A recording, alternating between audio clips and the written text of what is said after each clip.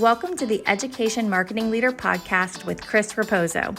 If you're looking to dive into the latest industry insights, draw inspiration from education success stories, or just want to sharpen your marketing skills, you're in the right place. Here, we bring you a diverse range of voices from experts and leaders in the field, offering you a unique blend of professional development and practical strategies. Whether you want to understand your audience better, stay updated with the latest tech trends in marketing, or expand your professional network, we've got you covered.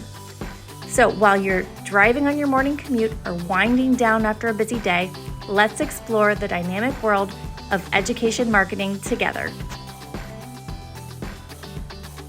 Hello, everyone, and welcome back to another episode of the Education Marketing Leader with Chris Raposo. Today, my guest is joining me from the great state of Ohio. She is the newly minted Assistant Director of Social Media Brand Strategy at Bowling Green State University. Her name is Brianna Blackburn. Welcome to the show. Thank you so much, Chris. I'm so excited to be here. Thanks for having me. You bet. Brianna came highly recommended from my colleague, John Azzoni. She was on his podcast, and he said, you have to have her on the show to talk about social media. And after following her for a couple of weeks now, I know why. So looking forward to the episode on social media and how to get better at it and how to elevate your institution's brand on TikTok, Facebook, wherever, Instagram. So Brianna, during our pre-interview, you told me that your university recently ranked number 6 in the nation for social media by Rival IQ and number 1 in the state of Ohio. Now, to put this in perspective, Bowling Green State University, around 17,000 students enrolled, outdone the Ohio State University by a mile, by a long shot. So congratulations on that, first of all. But what strategies do you think contributed to get to that achievement, to go past all these bigger schools? Yeah, I think we have just been like really relentless and with being consistent on all of our social media platforms. So I think an area that differentiates us was our TikTok. We were one of the first universities in Ohio to really be consistent posting on TikTok. And what we try to do is create really engaging and entertaining content. So we're really trying to lead with like an emotional connection, relatability. And I think that having that emotional connection is what differentiates us. We're not just, talking about how great we are, but we're trying to tell stories, and not only just stories, but make people laugh and feel. So I think that might be something that differentiates us. When did you start ramping up at the university? When did you decide to go all in on social media? Yeah, so my story started as a freshman at BGSU. I joined the social media team helping our College of Business with their social, and then I transitioned onto the parent channels, the official BGSU, my junior year. And so I just, I was a student at the time, but I also was always like a student of social media. So kind of having that growth mindset, trying to learn and study what other brands are doing, as well as other universities. But I do think like there's something to be said about looking outside of the higher ed space for good examples of how a brand can be successful on social. And I, when I graduated in 2020 in December, applied for the full-time job, and I started with just myself on the full-time team. And then we've grown now to having 3 full-time social media people at BG. So that has been so great to have that those extra resources to keep us creating really valuable, engaging content. Yeah, that's a case study in itself, because we always talk about that you have the talent on campus, and why not? You have first dibs, why not utilize it, right? Because you were a social media specialist assistant while you were still at school. Then you became, when you went on full-time, social media brand strategist. You worked your way up to manager, and now, like I said, you're the assistant director of social media. That's just remarkable on your part, and it's a good case study, like I said, for everybody else listening, to make sure you utilize the talent that you have on campus, especially the younger ones who are more savvy when it comes to social media. So congratulations to you. Yeah. And I will say one of our social media strategists, Brielle, she was also a student intern for me. And so that's another example of like, you know, using the people that you have on campus. And then Jawan, he comes from our rival institution, the University of Toledo. So we kind of stole him. He was a Rocket and now he's a Falcon. So, and they're both, we're all three of us are, Gen Z. And I think that really helps us connect with the students. That helps so much because you know what that target audience is into, what speaks to them, the authenticity, and just the overall structure of a social media post, what pops in the mind of these young adults. Now, earlier you mentioned your team is relentlessly consistent in posting. Now, how do you balance the volume of content with maintaining quality across all of the social media channels that you have? Yeah, that's a really good question. I think, time is always our biggest enemy. It's so hard. I think balancing like timeliness. So like if there's a big win for the football team or this breaking news, we want to be the first people to share that. And I have seen a huge difference when we are like, Falcons win. And even if it's not like this gorgeous Mhm. post, it's just like a quick iPhone photo. Um, that is gonna, perform so well because it's like in the moment breaking. It's what people are opening their Twitter or opening Instagram to figure out, how did the game end? So Mhm. I think, you know, prioritizing timeliness and then balancing the more like authentic like iPhone videos with the more produced videos. We Mhm. have a great collaboration with our visual team. They are the experts when it comes to photography and cinematic video. So we'll work with them and we'll give them ideas of like here's like a opener that could make really catch people's attention and then they can, make everything look very cinematic. But they're always open to like those hooks, those like first like 3 seconds of the video. Like here's how we can make it like really Mhm. pop. And then as well as like, the photography, like can we take, their photography and, add a little spice to it. So I know the Mudang meme has been going around on Instagram, the baby hippo from Thailand. So like, adding a baby hippo to one of their beautiful campus scene photography photos. Other than that, I think what we're trying to do is, of course, like,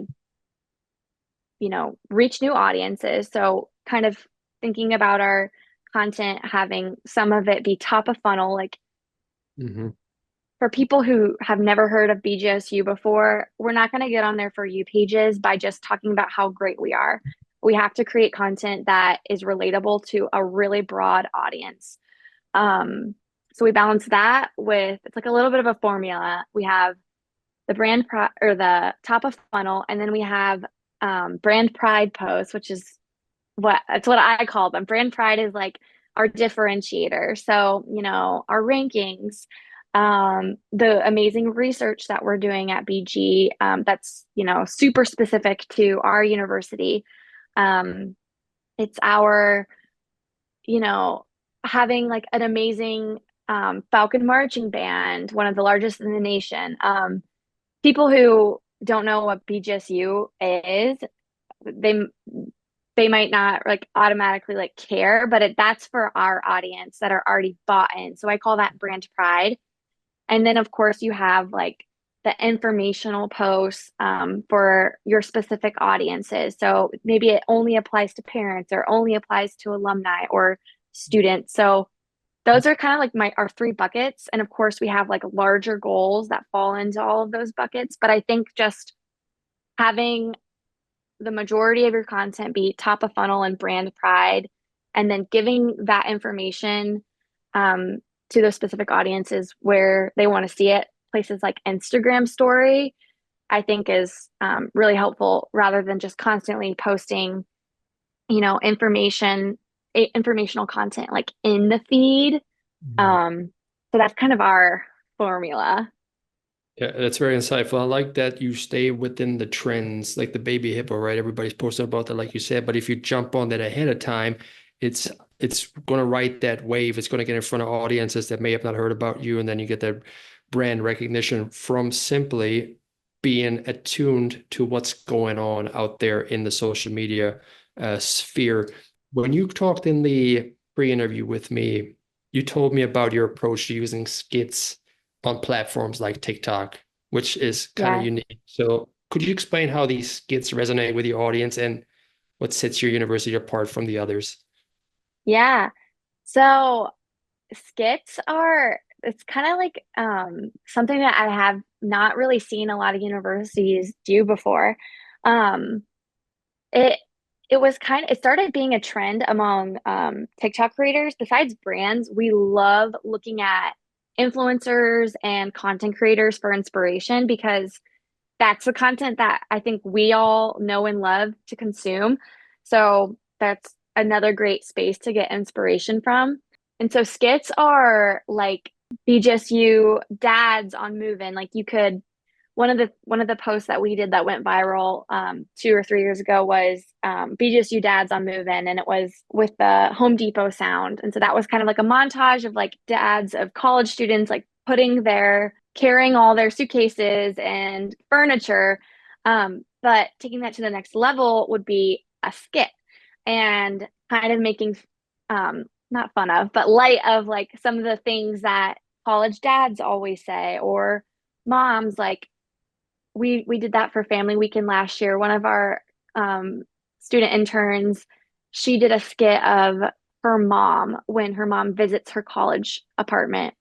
And like she walks in the door and she's immediately like, honey, we need to clean everything. And it's kind of just like making like a funny voice. Or I'm sure you've seen like a lot of guys on TikTok will wear like a towel around their head to pretend they're a mom or like a woman. And it's just like, I don't know, it's just a funny way. It's very entertaining. It's something that people can relate to because we all have had those experiences with either of our parents, or maybe it's like the type A, the leader of the friend group during homecoming weekend, and they're like, we've got to set up the tent for the tailgate. Like, make sure you eat now because we won't have time later. Just like being very aggressive, like the kind of like the boss of the group. I just recently saw that during Move-In Day a couple of weeks ago, where they had those different dads, they're carry it all at once dad who's packing everything in a one trip going into the house, or the guy who's like the guy dad, and you see him holding a cup of coffee walking into the dorm while mom's schlepping everything in the back with her. Yes. That sort of stuff. So really Yeah, fun. kind of just playing off of stereotypes that we all are aware of, and like kind of embracing it and having fun with it. Yeah, right now I see a lot of posts that are these a day in the life of a SaaS marketer, a day in the life of this, and a day in the life of that. It's all over the place right now. It's trending. And a couple Yeah. of months ago, it was those videos where it's like broken up into half. One side is the person watching a video, and then you kind of see their reaction to whatever the video is. So that was something I've seen a couple of months Yeah. ago. There's these waves of trends, and you want to capture them while they're hot, and then Hmm. maybe be one of the first ones to do it. Otherwise, you look like a copycat, And it seems like Right. you guys are on the beat of things, like because you got these young workers, they are Gen Zers that know what's trending. Somebody like me who may be like, I'm the YouTube Shorts guy who sees trending videos that are posted from TikTok that were trending 2 months ago. If I Hmm. adopt that, it's no longer relevant, or not as relevant as it was back then. But if you have somebody like you or your team who are on the beat of things, it's so valuable for higher education institutions that want to target that particular audience. Yeah. One thing that we do is like this is just like an easy tip, is if you know there's going to be like some type of big album release for um an up and coming artist, or because we're always like, hopping on when like Beyonce or Taylor Swift like drops a new album, we'll always like we'll have something in the works that we're gonna post. Um, or if there's, like the Super Bowl, like we'll mark our calendars for those things so that that day we have like maybe like an hour or 2 hour block to like create something along that moment that you can't, you don't know when something's going to go viral or something's going to be trending every single time, but um there are some of those things that you can kind of plan out in advance, or at least plan time in your schedule to create something. And that's definitely been like a game changer for us to like keep creating that kind of content.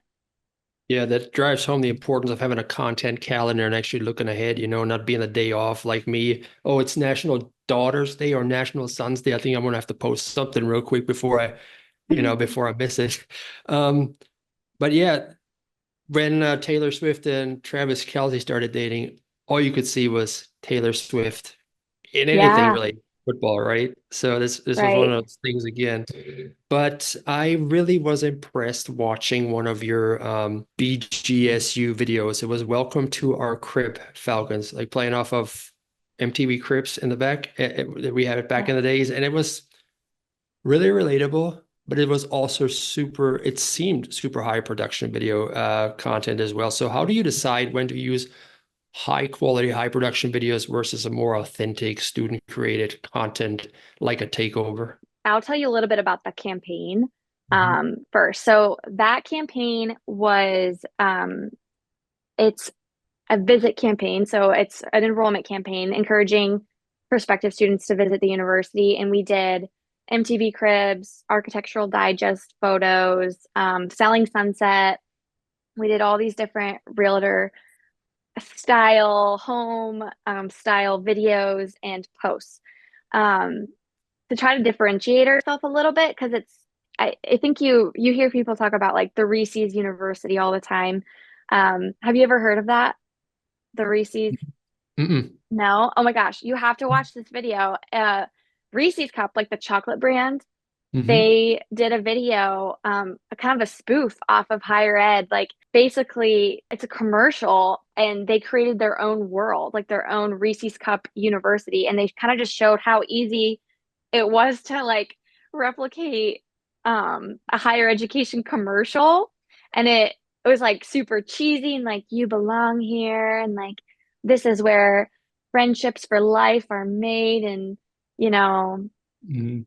research is done that for innovators, and it kind of just was like a spoof off of higher ed. So when I saw that, I was like, we cannot be like Reese's University.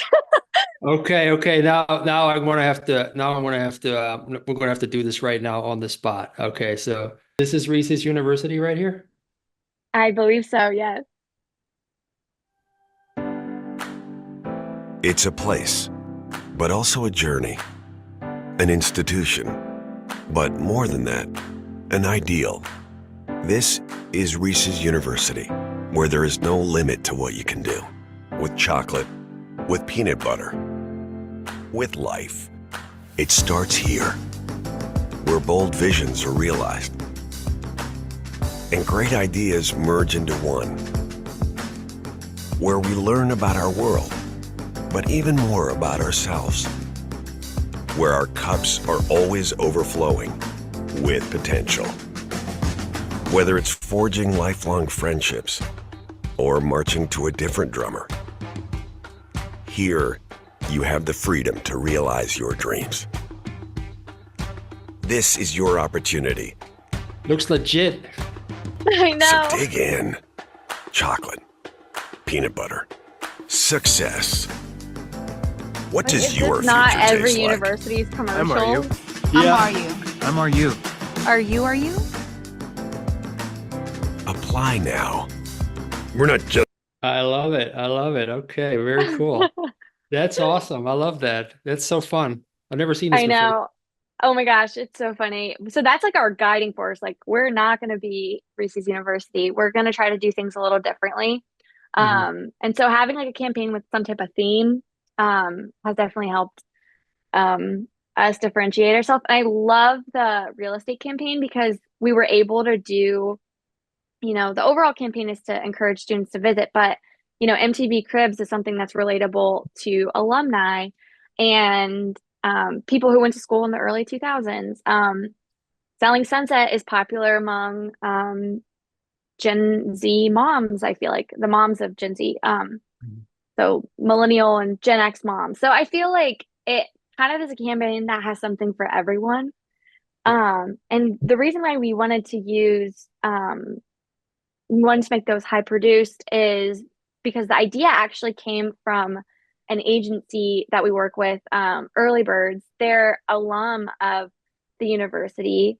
So that's just another, it's not exactly like using people you have on campus, but kind of because they get BG because they were actually like students at one time. And I think like it's great to have like high production videos that still have that trendy social media vibe to them, because it kind of like gives our brand more it makes us feel like a more, if we were only posting iPhone videos, I feel like it wouldn't look as legit. So it's Yeah. good to have a balance of those two things. um but we also like did lots of iPhone and like TikTok trends and things like that.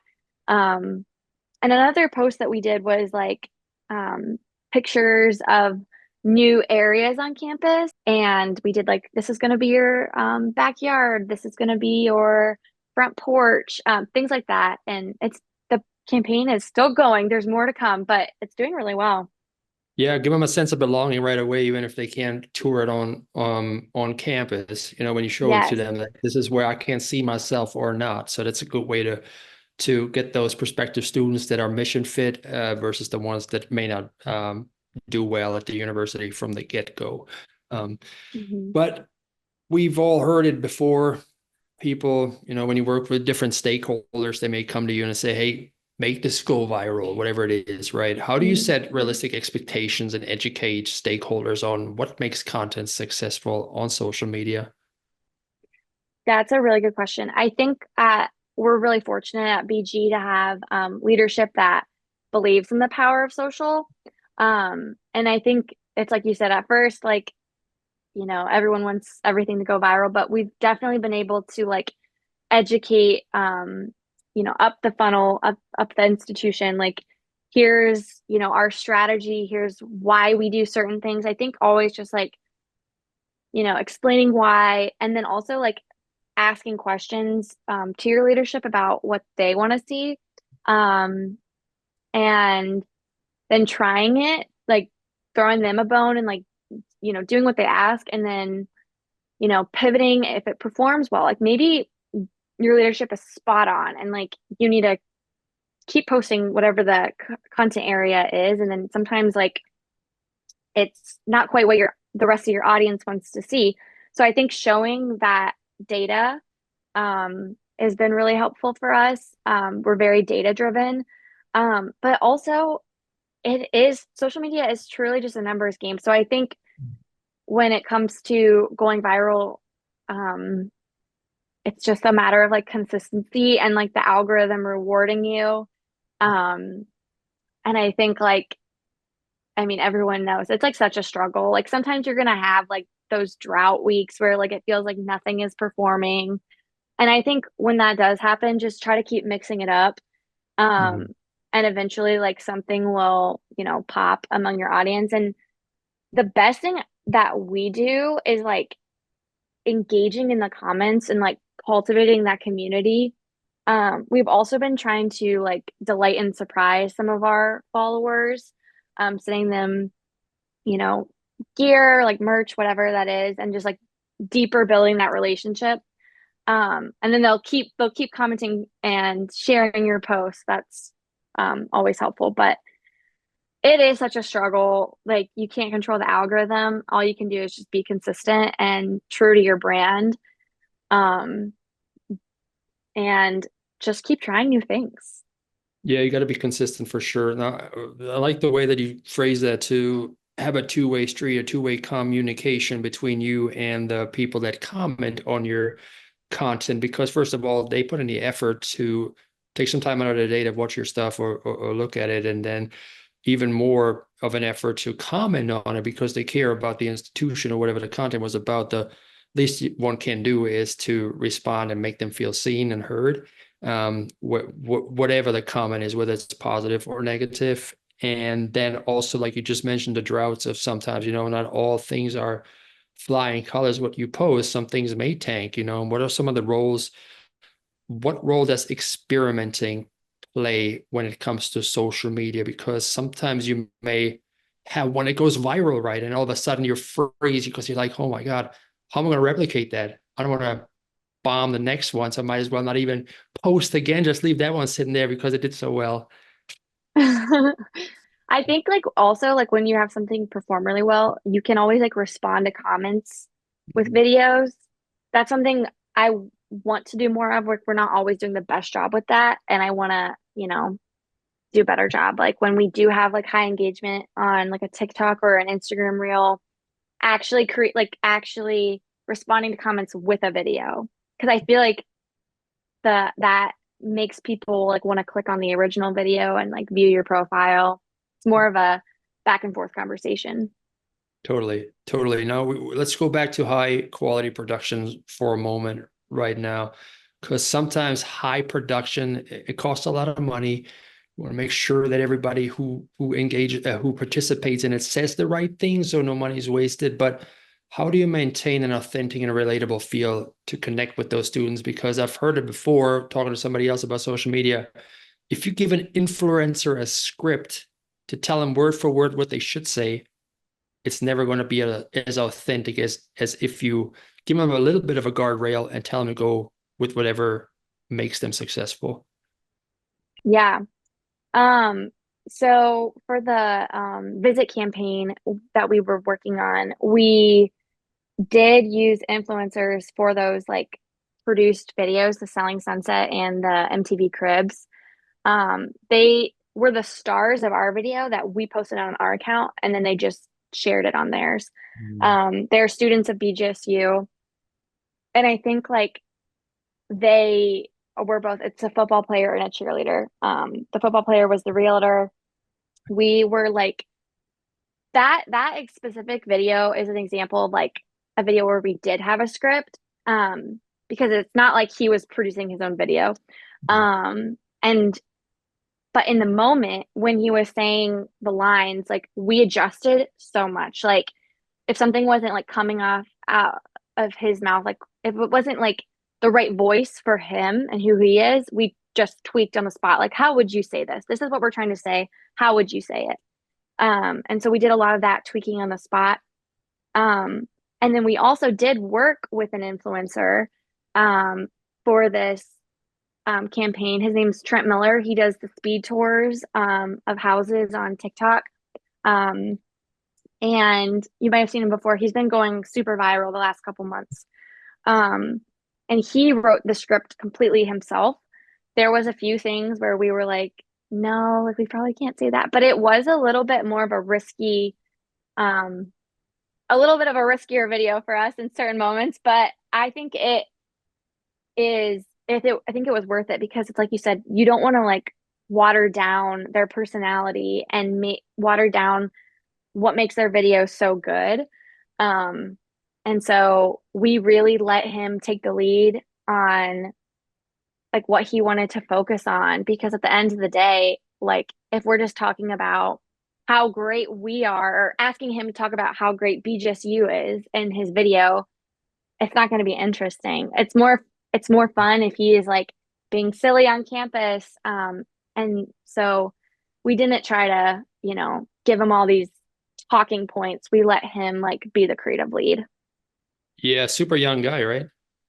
Yeah, he's only like 19 or 20. So yeah, I just looked them up. Never heard of them, but I'm gonna have to check out some of these videos. Yeah, I mean, they became successful by doing the way they do things on their own. Is how they became influencers, and they have that audience that expects a certain bravado from this influencer, For right? And sure. if you cut that, it's gonna tank because all of a sudden they're sellouts. It's gonna hurt their brand too. If you Yeah. make them do something, and then the collaboration will probably never happen again if they have a bad time with Right. you. Now, you talked about in the pre-interview as well, using tools like Sprout Social to monitor competitor reports. Now, how do these insights shape your social media strategy and content planning? Yeah. So I love looking at the competitor report in Sprout. It is so helpful because we, through this tool, we are able to see like the top posts among our competitors for a given time frame. So I'll look at the month of, September, or even like for the last like year, and see what the top posts were. So sometimes it'll be like a cap cut. Sometimes it'll be like a cap cut template. Sometimes it'll be just photos. And so whether it's like a specific topic, like, a lot of Ohio State, is posting about their football team. So we'll take that into account with the fact that they have an amazing football program. But then, this other university will be posting their top content with something on a holiday. So we'll just kind of like take that information and marinate on it and determine like, this is the best of the best that was posted. How can we replicate that same energy without obviously copying? Something I am loving right now is universities and brands in general giving creators and other brands, um, giving them their credit for an idea. So one university that has done this with us is Montclair University in New Jersey. We'll like tag them and they'll tag us in videos where we're like, got this idea from Montclair. And so I think that's so smart, and it shows like, camaraderie among higher ed, and you're not just ripping people off.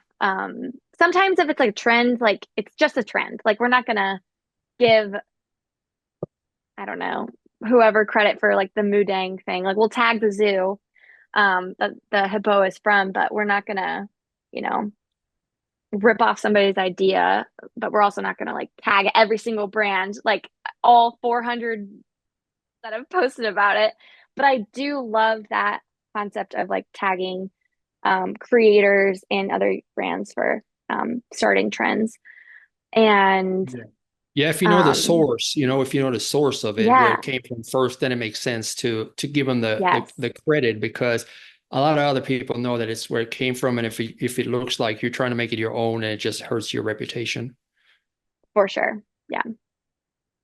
Now, But with Sprout, we're like, we pull like monthly reports, weekly reports, um, and we'll send those out. And I think it's helpful when you asked earlier, like how we communicate with our leadership. If we're able to show, hey, this is where we're stacked and like among our competitors in Ohio or the Midwest or in the country, this is where we stack up. That builds trust with the social team, with our leadership, that they can trust, like, okay, BG is doing really well compared to our competitors. We're going to trust like their strategy. yeah, top leadership loves rankings. So if you can show yourself that you're in top 10, they're like, and you outdone the Ohio State University, I think you're in good shape there for sure. Now, what advice would you give somebody in a higher ed institution looking for the right balance between quality, quantity, authenticity for their social media channels? Oh, yeah, that's a hard question. It's the ratios are always so hard. I think like I Like if want to they say start out, right? If they start out and like they see you at a conference, they say, Brianna, I'm really, I'm inspired by what you do. Want to get started. Should I focus on quality? Should I focus on quantity? What should I do? both, but if I had to pick one, I would honestly, it depends on the Both is a platform, but fine answer too, both is good. yeah, But which it's platform, for example, you want to contact Gen Zers, which one should we go all in on? I would Mhm. say YouTube.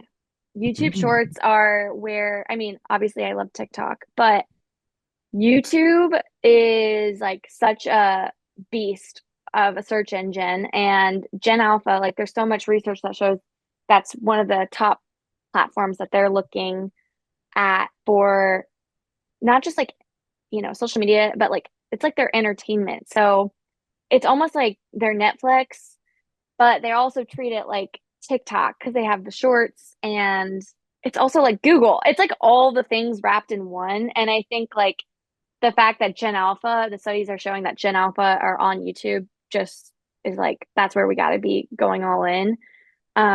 We're trying to do like more videos that are like searchable, so that answer questions on YouTube, like with student vlogs. We're trying to move in that direction. We're not necessarily like doing the best at this, but I know that it's important, and that's what we're trying to do. And then, cross promoting our TikToks and Instagram Reels on YouTube Shorts. But it's like you said, the timing is not the same with YouTube Shorts. You can't just always, copy and paste. Sometimes you have to wait a little bit before you post the TikTok trend. And there's also tons of YouTube Shorts trends that you can hop on. So Definitely. I know that you asked how do you balance it, but I don't know how to answer that. I think it's just like a constant ongoing effort to do the quality and the quantity. Yeah, adjust, iterate, see what works for your particular institution, and then just start, right? Don't overthink Yes. it, but start. So Brianna, super insightful episode. Thank you very much for being a part of this show. How can people get in touch with you? Yes, you can follow me on TikTok, Instagram, or LinkedIn, Brianna L. Blackburn. And then, of course, follow official BGSU on everything, TikTok, YouTube, Facebook, LinkedIn, Bowling Green State University. But yeah, shoot us a DM. Well done. Thank you so much. I really appreciate being part of the education marketing leader, and I will see you soon. Take care now. Sounds good. Thank you. Hey, thanks so much for tuning into the show today. If you enjoyed it, don't keep it to yourself. Share with your friends in your network. And if you have a moment, I would really appreciate a review of the podcast. That'll help other people find the show as well. Tune in every Thursday morning at 8 a.m. when I release another episode. Take care now. Have a good one, friends.